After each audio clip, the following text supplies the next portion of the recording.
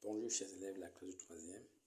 Aujourd'hui, je vais vous montrer comment simplifier une écriture qui comporte une racine carrée dans une autre racine carrée. Donc, on se propose de simplifier grande racine de 17 moins 12 racine de 2. Alors, l'idée, c'est de se rappeler déjà que racine de quelque chose au carré, c'est la valeur absolue de ça. Donc, si j'ai réussi à écrire l'expression dans le radical comme étant le carré d'une expression, je vais m'en sortir assez facilement. Autrement dit, comme l'expression a simplifié, nous avons 17 moins 12 racine de 2, comment je pourrais écrire 17 moins 12 racine de 2 comme étant un carré d'une expression? Mais ça me fait penser au produit remarquable. Déjà, le produit remarquable, nous savons que A moins B au carré, A moins B au carré, c'est A carré moins 2AB plus B carré. D'accord. Ça, on le sait. Mais quand nous regardons notre expression, on a l'impression, on n'a pas vraiment l'impression d'être dans cette situation.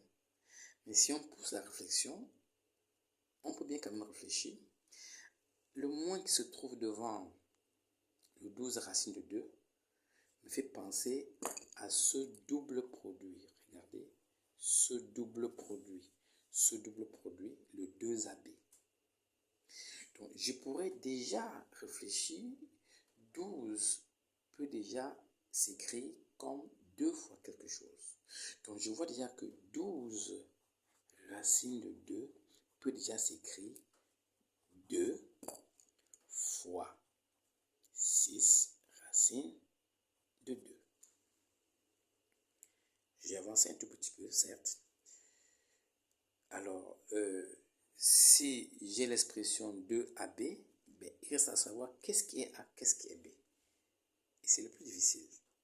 Est-ce que A c'est 6 et que B c'est racine de 2? Ben, réfléchissons. Si A c'est 6, nous savons bien que nous avons la forme A moins B. Ben, on aura 6 au carré qui donne 36. Mais si nous regardons déjà le 17, il est bien de loin plus petit que 36. Donc certainement, notre A ne peut pas être 6. Donc peut-être que c'est 3 ou 2. Parce que ça, on peut encore écrire, on peut encore aller plus loin. On écrit 2 fois 3 fois 2 racine de 2. Ça, nous pouvons écrire comme ça. Ce premier 2, je sais qu'il représente le double produit, c'est le 2AB. Donc, dans cette écriture, A peut être 3 et B 2 racine de 2, ou encore A peut être 2 et B 3 racine de 2. On réfléchit encore. Si A c'est 3, qu'est-ce qu'on aura? On aura 3 au carré, qui vaut 9. A là, c'est déjà inférieur à 17. Il nous reste à vérifier, est-ce que dans ce cas, B c'est 2 racine de 2? Pour le vérifier, voyons ce que vaut 2 racines de 2 au carré. Ben, ça vaut 8. Mais 8 plus 9, ça donne 17. Eh bien, c'est bon.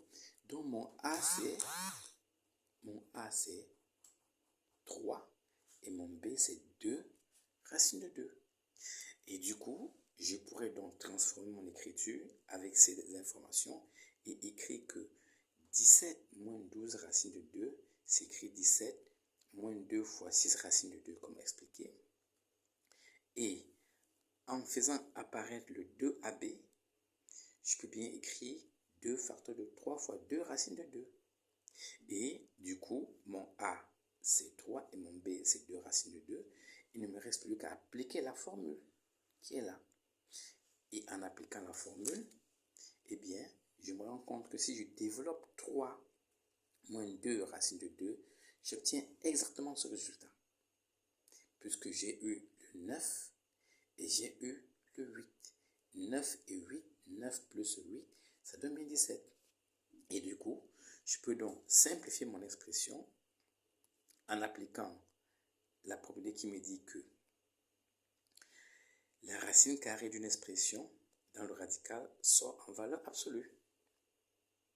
Et là, on vient de voir que le carré de 3, c'est 9, et que le carré de 2, racine de 2, c'est 8. Donc, 9 est plus grand que 8. Ça veut dire que 3 est plus grand que 2, racine de 2.